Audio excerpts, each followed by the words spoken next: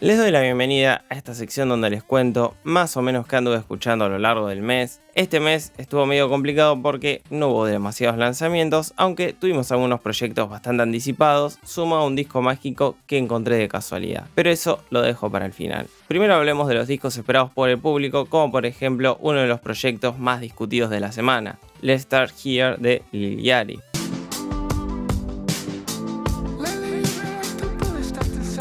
Lil Yachty fue uno de esos raperos de los 2010 bastante criticados por el uso de autotune y su abordaje poco técnico del hip hop. Por eso, cuando apareció con un disco de rock psicodélico, a más de uno le explotó la cabeza.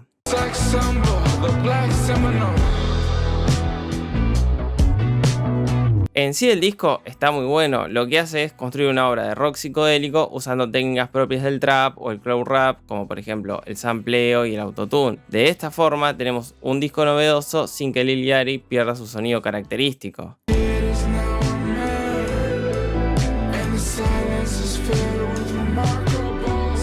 Lo que más me llamó la atención es lo bien integrados que están los samples entre sí. No son referencias vacías a clásicos de Pink Floyd o Radiohead, por ejemplo. La idea es ir transitando distintas etapas de un viaje de autodescubrimiento súper lisérgico.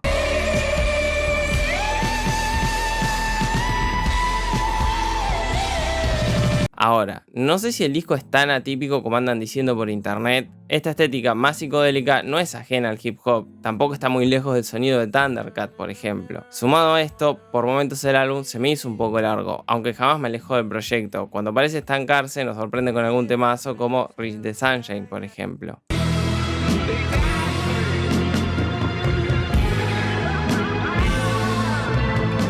Lamento no extenderme demasiado porque es un proyecto largo y difícil de procesar, pero puedo decirles que me gustó mucho la propuesta general del disco y por eso les recomiendo pegarle una escuchada. Avanzando la lista, tengo una banda que me vienen mencionando hace rato y venía ignorando como un campeón. Estoy hablando de Måneskin con su disco Rush. Este lanzamiento desde un principio me generaba algo de desconfianza porque el concepto del álbum y del grupo parten de una contradicción. Por un lado se muestran como un proyecto rebelde por fuera de este sistema poco genuino y plástico, pero al mismo tiempo salieron de un reality show. Puede parecer algo menor, pero me resulta insoportable esta postura de ponerse por fuera de la sociedad como si fuesen unos iluminados que escaparon de la Matrix.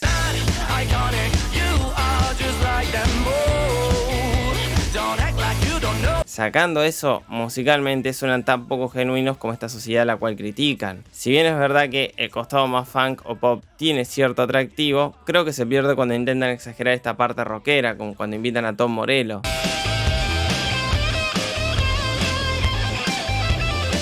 Aunque lo peor del disco es una especie de homenaje a idols. Supongo que serán fans reales y esto no está hecho con mala intención, pero la ejecución es tan pobre que parece una burla.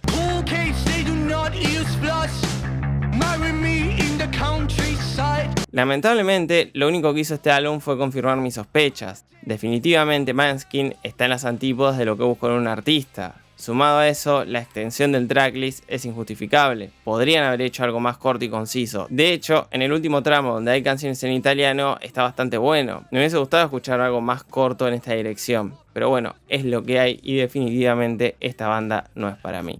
Como tampoco siento que haya sido para mí el último trabajo de Iggy Pop.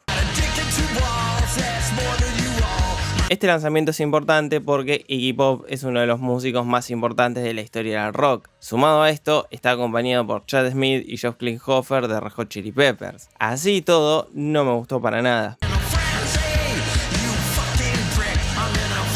El comienzo del álbum es prometedor, está Iggy Pop gritándole obscenidades a alguien. No sabemos quién es la persona a la cual está dedicada la canción, pero tampoco importa mucho. El estribillo me parece pegadizo y a Iggy se lo escucha tan rockero como siempre. El problema está en la producción musical. Para hacer un disco de garage rock / punk suena extremadamente prolijo, lo cual tiene sentido si buscan quién lo produjo, un señor llamado Watt. Dato de color, le gusta que le digan Watt a secas.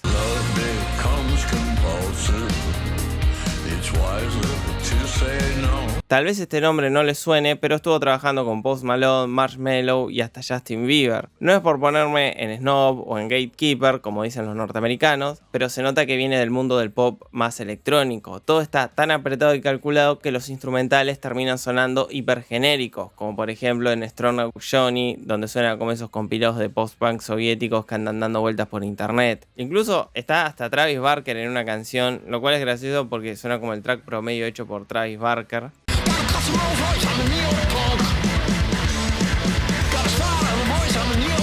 También está Modern Dry Ripoff, la cual me causa gracia porque prácticamente es Iggy Pop enojado porque ya estaba cansado de grabar el disco. Estas cosas son las que me aterran del capitalismo. Si a Iggy Pop lo obligan a grabar un disco, ¿qué nos queda para el resto de los mortales?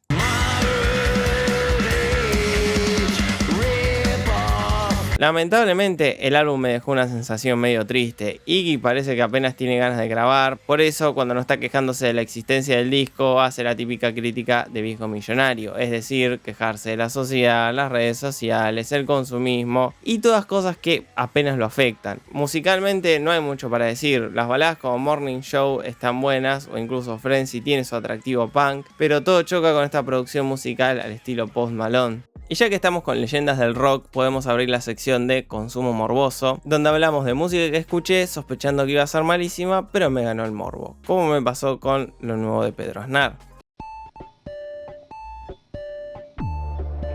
Por si no lo conocen, es uno de los mejores bajistas de Argentina y tuvo el lujo de estar en Serú Girán, una de las bandas más grandes de rock progresivo / art rock argentino. Por eso, cuando esta figura legendaria hizo un hit reggaetón, se volvió viral. Te diré lo que me importa de veras, no es esta vez, es tu primera. Musicalmente es una canción nefasta, es reggaetón del más básico, pero tiene elementos atípicos como esa guitarra para darle el toque snob. Esto, sumado al flow de Pedro Aznar, hacen que la obra parezca una de esas publicidades de educación sexual apuntadas al público joven. Si jugamos roles me prendo, si sabes poemas me enciendo. Sin embargo, lo peor es la letra. Básicamente antagoniza con el reggaetonero diciendo que él es un caballero y que si bien lo atrae el físico de la mujer, en realidad es cautivado por la esencia de esta señorita en cuestión. Es el meme del payaso ese con el fedora.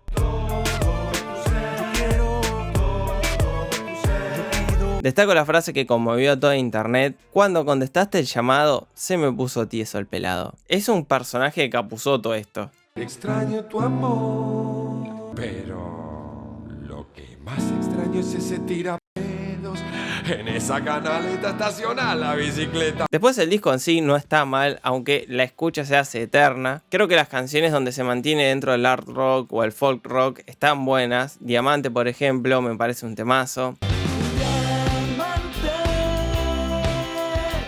Pero después hay cosas como El mundo no se hizo en 2 días, un intento mega incómodo de hip hop. El mundo no se hizo en 2 días, ni Dios quiso que fuera de esta ignorante manera. También está Dejando la tormenta atrás, que en esencia me gusta, pero la percusión electrónica es horrible. O está Corpoland, donde usa algo que parecería la melodía de Spider-Man para cantar en contra de las corporaciones. Corporal, todos deben en Corporal. Aún así, debo admitir que entré por el morbo y me encontré un disco decente. La idea del proyecto es buena, pero no sé si obtuvo los mejores resultados. No diría que descarten el álbum, menos si les gusta Pedro Aznar, pero sospecho que se la van a pasar salteando canciones a lo loco. Después tengo unas menciones rápidas a 3 proyectos que podrían darnos alguna sorpresa a lo largo del año. Primero está el EP de Boy Genius.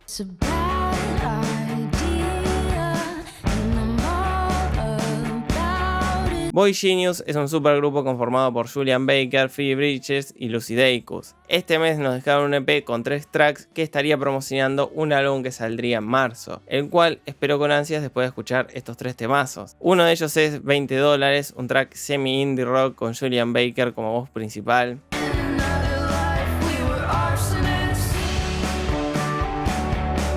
Acá plantean esta figura de la pareja rebelde que tanto se usa en la música pop, aunque lo hacen de forma divertida como podría hacerlo, no sé, Social Distortion. Siempre que escucho esta situación narrada fuera del punk, lo hacen de forma mega solemne y melodramática. Sumado a esto, musicalmente está genial, las melodías de la voz son pegadizas y el final súper caótico queda perfecto con el tipo de historia que cuentan.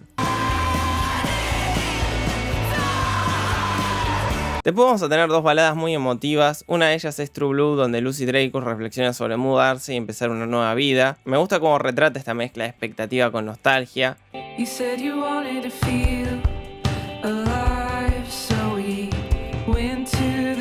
La otra es Emily I'm Sorry, una balada deprimente desde la perspectiva de Phoebe Bridgers, donde aparentemente le pide disculpas a Emily Bannon, con quien estuvo en una relación poliamorosa junto a Chris Nelson, quien aparentemente las maltrataba físicamente. Sin contexto, se puede sentir la tristeza de Phoebe al pedirle perdón a esta mujer.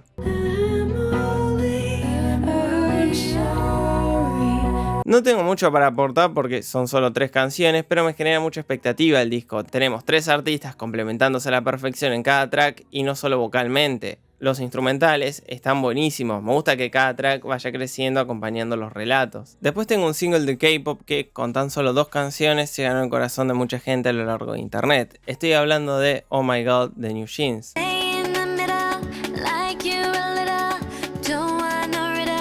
En el video que hice el año pasado donde mencioné el EP debut de New Jeans, destaqué cómo, si bien era música pop, tenía algunos guiños a la electrónica de mediados de los 2010s, los cuales están aún más presentes en estos tracks. Por ejemplo, Dito es una canción pop con sintetizadores etéreos y una percusión que parece el break de alguna canción electrónica de finales de los 90s. Todo esto con un estribillo pegadizo donde el foco está puesto en las voces y no en elementos electrónicos o esta percusión más ruidosa que se suele usar en la música pop de hoy en día. O sea, nada de lo que hicieron en este track es lo que alguien esperaría en un hitazo y aún así lo fue.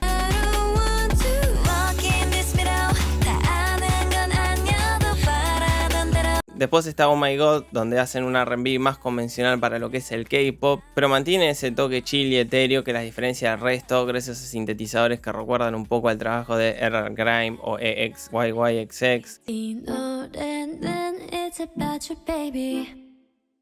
Todo acompañado por ese estribillo tan pegadizo como el de Dito. Es una de esas canciones con un estribillo súper identificable, pero que al reescuchar la canción se pueden percibir sutilezas que aumentan el valor.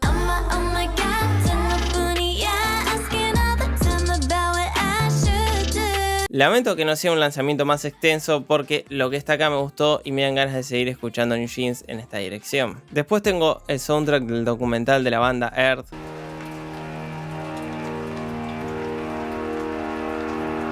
Por si no los conocen, Earth es una de las bandas más importantes del under norteamericano y para celebrar su legado saldrá un documental al respecto este año. Nunca suelo incluir soundtracks, pero prácticamente este es un disco de Earth. Si bien el género podría ser stoner, es imposible meterlo en una etiqueta. Hay cosas ambient, de stoner, doom, drum, folk y hasta field recordings que terminan de darle sentido a la obra.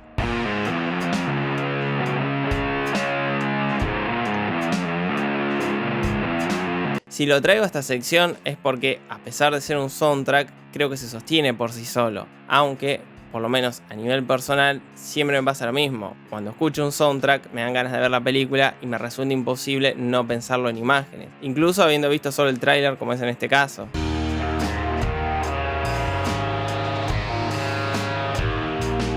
Por eso, esto es más una recomendación tanto del álbum como del documental, que vayas a ver uno cuando sale. Saliendo del metal deprimente está el nuevo EP de Bibis. Este es un EP raro porque, si bien no se lo siente muy cohesivo que digamos, tiene cosas interesantes como el primer y único single, donde tenemos esas trompetas en el estribillo, pero en lugar de hacer el clásico drop EDM, meten versos rapeados para el segundo y tercer estribillo. Después hay tracks donde mezclan la comedia musical con elementos pop como en Blue Clue o Love or Die. Sorprendentemente, este giro estético inesperado da buenos resultados.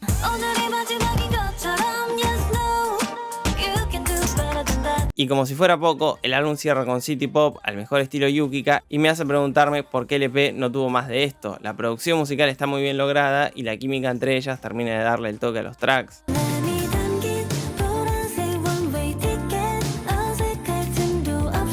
Sacando los saltos estéticos, me parece un buen EP. Si están con ganas de escuchar pop divertido sin muchas vueltas, pero con un giro interesante, se los recomiendo. Aunque, si son de la gente con intenciones de permanecer lo más alejada posible del K-pop, probablemente quieran saltear este EP. Tal vez les convenga escuchar el próximo álbum, el cual se hizo gracias al poder de internet. Estoy hablando de Dream Glow, de Asian Glow, y se los toman cuenta. Esta es una colaboración entre dos artistas del under de internet, Asian Glow de Corea y Sonos Toman Conta de Brasil. Lamento no estar tan familiarizado con sus carreras porque acá hicieron un discazo.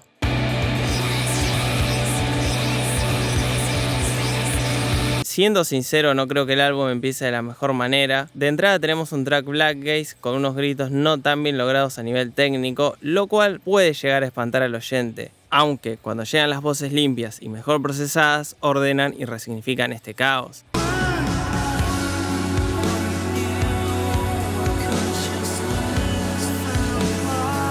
A pesar del ruido, no es un álbum mal producido. Si prestan atención van a notar que hay una intención detrás de la mezcla. Por ejemplo, a veces los gritos están en un segundo plano y nunca llegan a tapar a la voz principal. Lo mismo pasa al revés, el foco de la obra nunca se pierde más allá del reverb y las distorsiones.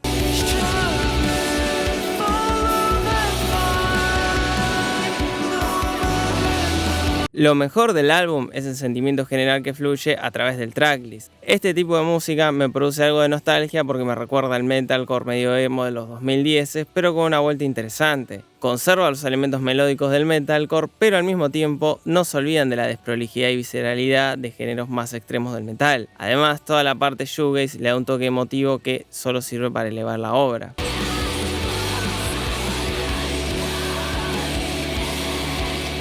Y para cerrar tengo el disco que me tomó por sorpresa y me gustaría recomendarles, Dealers of Choice de Dealers of God.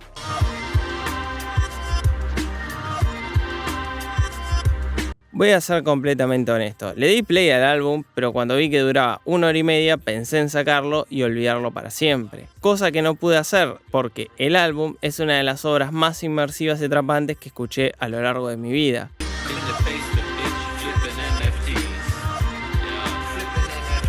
En un principio, el disco parece una sátira sobre el consumo de sustancias, aunque a medida que avanza deja de serlo porque todo parece estar intentando recrear un viaje lisérgico y completamente surrealista donde pasa de todo. Y cuando digo de todo, es de todo. Tenemos tipos sufriendo las consecuencias de las adicciones, historias de terror de gente visitada por aliens y referencias extrañas a una religión en Zimbabue.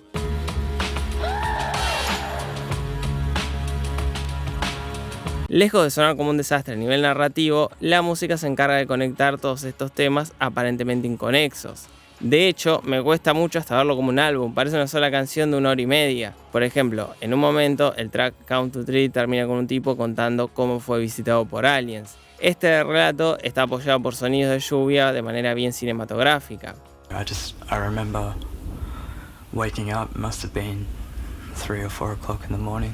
Al finalizar el relato, en el siguiente track tenemos tipos lamentándose por consumir drogas. La transición es tan sutil que ambas historias parecen hasta conectadas.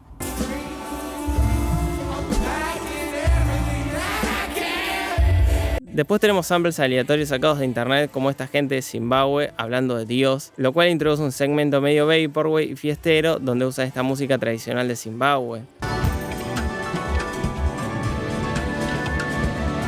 Como sospecharán, es imposible meter esto dentro de un género musical. Pasa por el psych rock, indie-trónica, cloud rap, trip hop y no sé cuántos géneros musicales más. Todos sospechosamente bien ejecutados. El uso de samples me recuerda mucho a The Avalanche y no exagero para nada.